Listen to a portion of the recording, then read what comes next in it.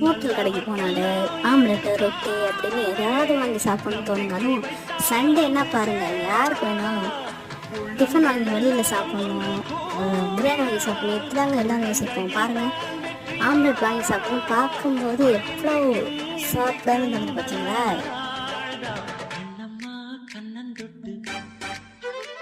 சொகங்காட்டம்மா சின்னம் விட்டு பூமால வச்சு புட்டு புது பாட்டெல்லாம் வெளுத்து